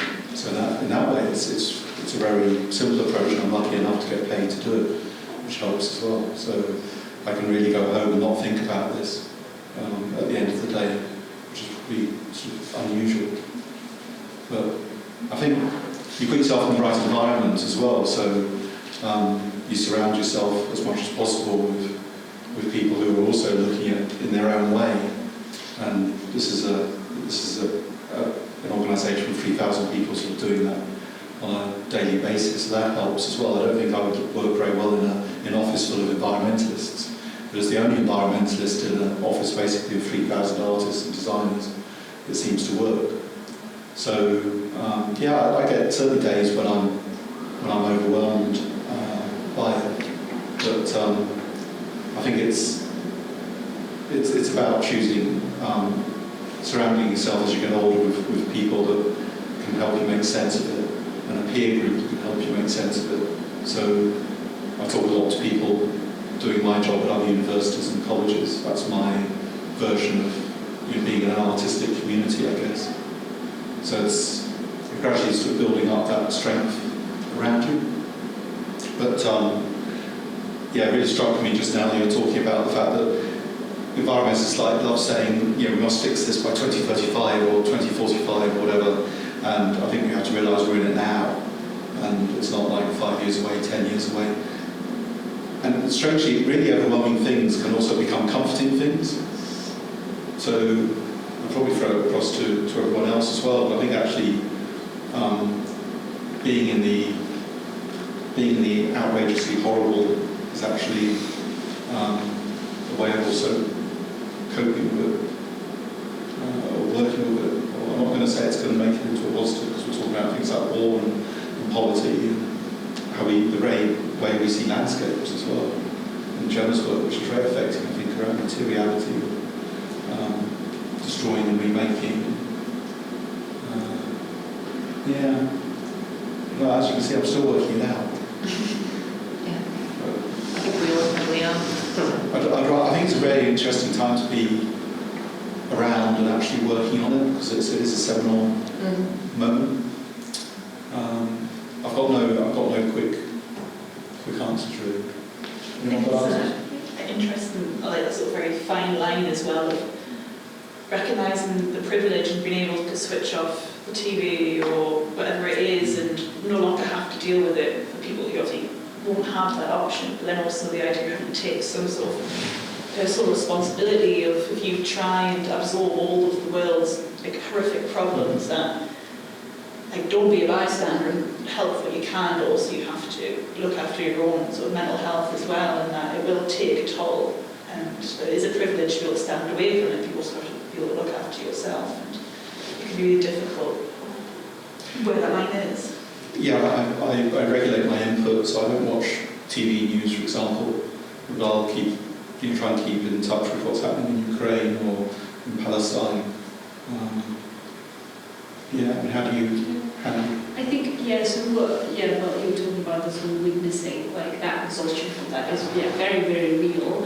And I think, it took me definitely a while to unroot myself from checking news, like, or being constantly on my phone and checking that all the time. But it's understanding that, I guess, it took me a while to get to the point of understanding that if I'm exhausted, like, no one is gonna, Ukraine is not gonna feel the war if I exhaust myself more. Like, it's just, if I'm gonna be exhausted, it means I won't be able to cope myself and I won't be able to help anyone at all. It's just the very simple cliche logic of put the mask on yourself first and then help others. It's just as basic as that, but it really, really works. And then what for me made a difference also is taking the time to think, okay, I can't stop this horrible mess myself, but there are certain things that I have more access to. Like, I am reasonably good with words. I can continue writing things, or I am in a reasonably okay financial situation, so I several times a month send donations to several different groups because I know that makes a difference, because I know that helps specific people, and it's finding those answers for yourself, I guess, is what is it that where maybe you have more like political influence because maybe you know someone in Westminster or some MSPs, or you have access to media platforms, or if you are in a position of relative power and ability to center some views, then there's lots of ways to harness that power. And I guess with art, and that's more, I think, a personal thing for me, where I don't see doing this photography as an act of transforming something in the world other than my pain into something that helps me cope with it. Like, yes, it might have all sorts of effect on people, but to me personally, that is a different story. I have no control over that. It's just, it has a life of its own. It's primarily about finding ways to just live with all of this harm and not have illusions that will do the change work, because I'm involved in the change work in my activism and other work that would not be in my own.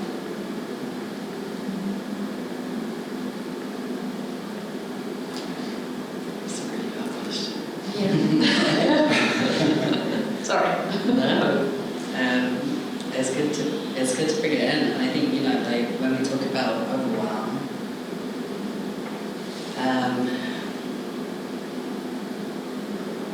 I think the reaction to being overwhelmed in the world that we're in is in and of itself a big, like what you were talking about earlier, John, is being with the trouble.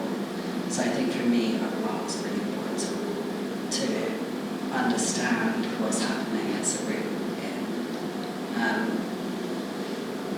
But obviously, too much overwhelm, you're paralyzed and you can't do anything, which is not helpful, and it's also not sustainable.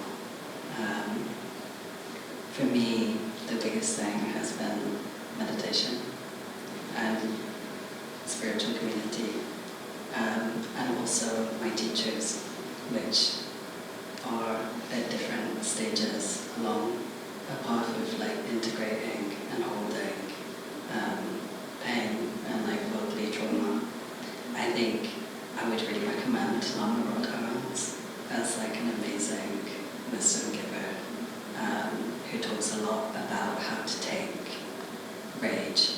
initially, and how to integrate it into systems of love and change make, like an incredible change maker.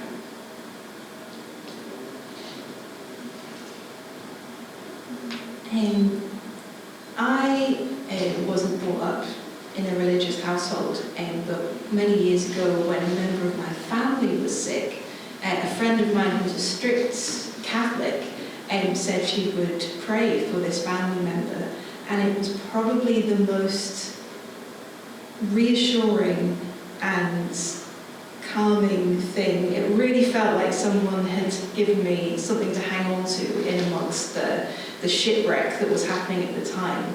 And I don't know whether that was, as someone who was brought up atheist, I didn't really think about prayer, what it could do. But what it did mean is that every night, one person in the world was sitting down, thinking of me and my family and going, that's really shit and I hope it stops.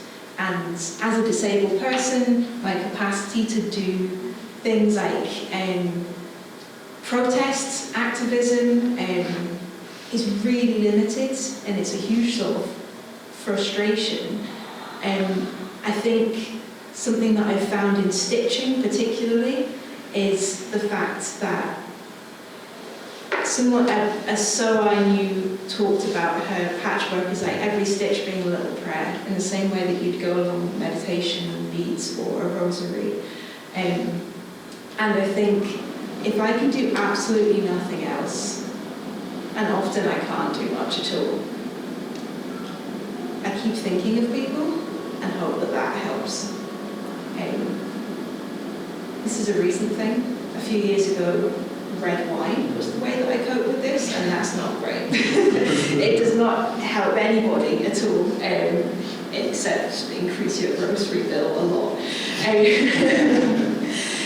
So yeah, I try to remember that people, I think possibly one of the most painful things to experience is being in crisis and thinking that no one cares, or that no one even knows that it's happening. So if nothing else, I try to think like, people are experiencing this thing, and I'm thinking of them with compassion, and it's shit, and I hope it stops soon. I'm not quite sure. That's not quite an atheist approach to prayer, I'm not sure. But that's what I've been hanging on to recently. Do you have thoughts on coping?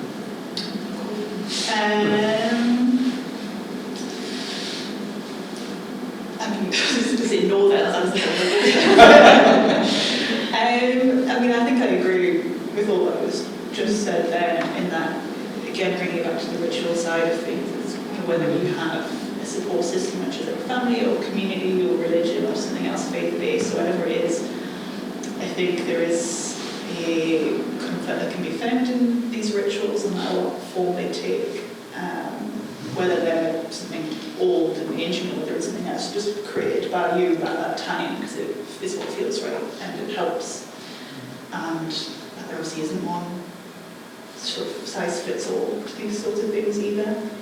And so it's about just respecting other people's ways of doing it as well. There's no right or wrong way in that. I think a lot of people, especially in the sort of internet age, can have a very short fuse with other people when they're doing things in a way which is the same as how they do it. And that, yeah, just allowing space for other people to be able to sit with these things and do that themselves. And for a lot of people that will be making art as well, will help with that. Do every stitch is prayer things.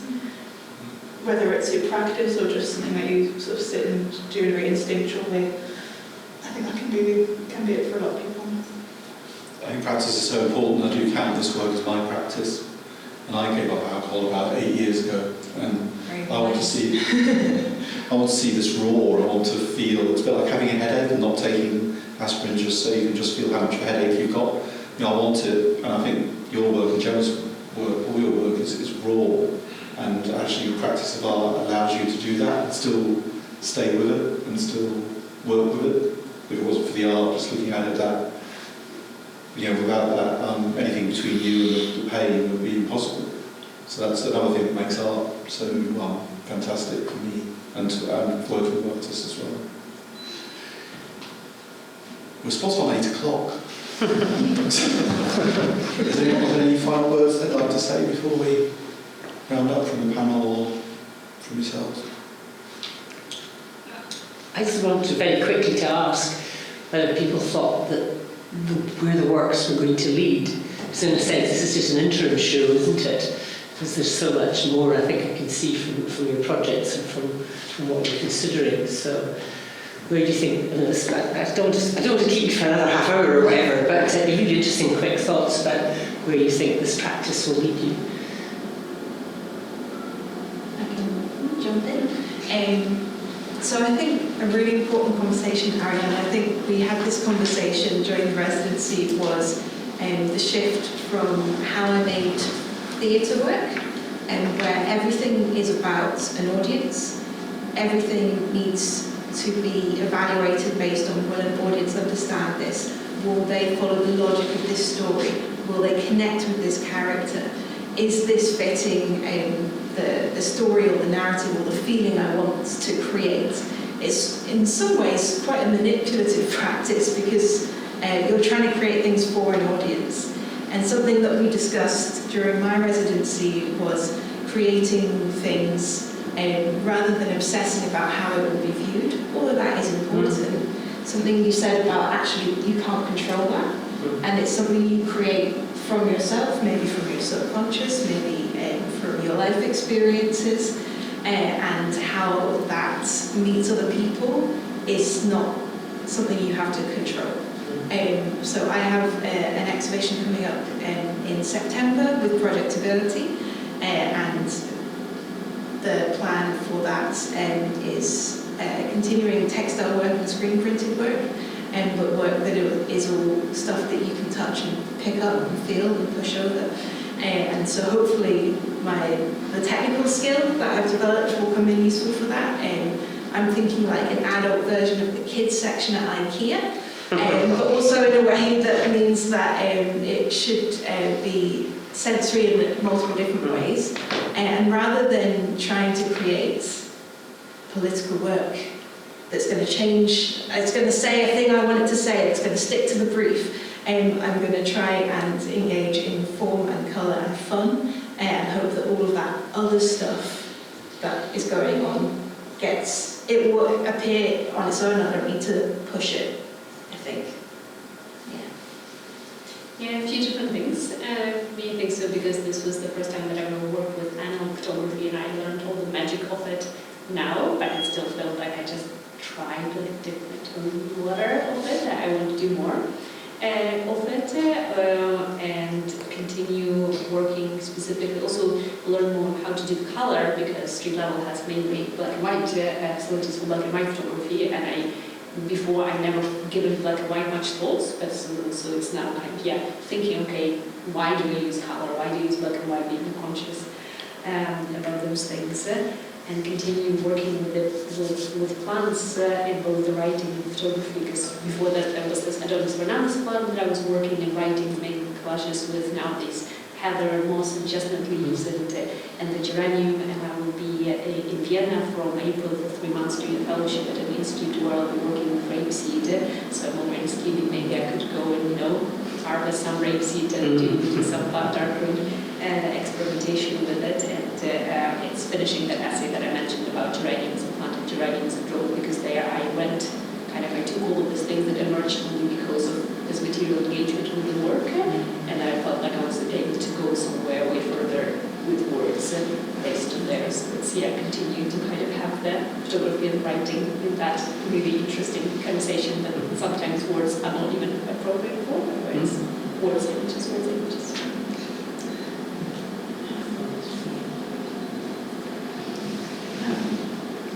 Shameless plug.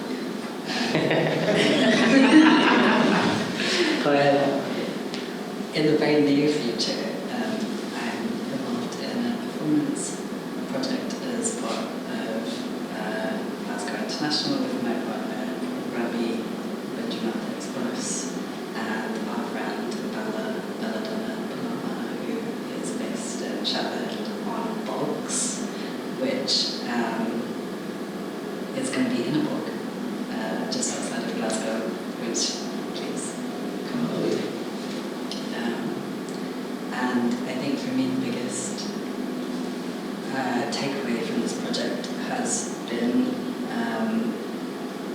really wanted to work with a glaze that has traces of lithium in it, which was impossible due to the global shortage currently happening because of the extraction of lithium for batteries.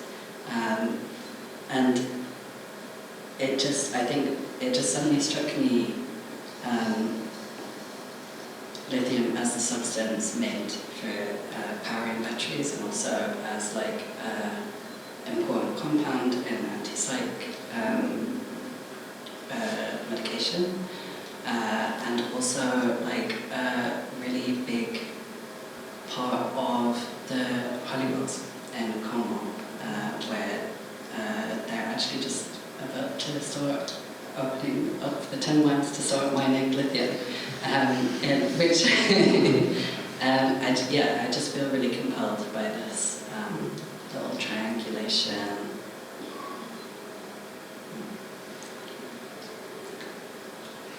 Thank you. I mean to say the exhibition continues, of course, 1 till 6 weekdays, and this weekend it's 11 till 6, finishes on Sunday. Yes, please do come if you haven't seen it already. Again, we'll have some catalogues on the table here as well. Thank you very much everybody for coming. Thank you to all our artists, Bel, Iryna, Oren, Jemma as well. Thank you very much, John, for being very generous with these residencies and your advice and support with the artists. I think it's been a really brilliant contribution to the residence as a whole. We'll be recording this, or say shortly, but maybe just imminent future. That'll be available somewhere. But yeah, thank you very much, and thank you to everybody who's been involved. It's been a really great sort of year, if not longer, we're doing this exhibition and residencies. So well done. Yeah, congratulations to all the artists. Thank you.